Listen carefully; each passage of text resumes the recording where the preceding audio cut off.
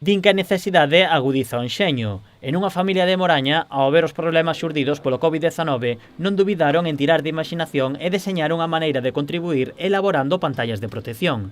A iniciativa xurdiu de Andrea Domínguez, unha mestra de robótica educativa e formación 3D, coa axuda do seu sogro Ventura Pérez, mestre industrial, e xunto con outros 3 membros da familia comezaron a fabricar as pantallas. A maneira de comezar foi facendo unha, pero vimos que necesitábamos goma para suxetales, era inviable, posto que non se podía sair para mercar e non tiñamos ese material.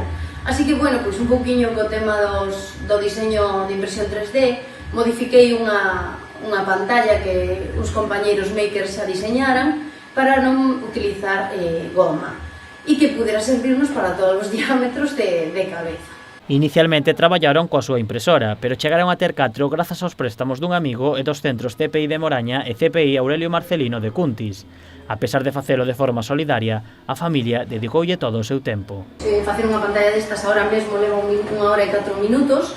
Comezamos levándonos 1 hora e 45 minutos, tuvemos que ir modificando debido a que no medio da pandemia pois que tuvemos igual que facer 100 en 2 días, polo que nos levaba igual estar traballando aquí durante 19-20 horas para poder quitalas. A familia xa leva elaboradas máis de 1100 máscaras.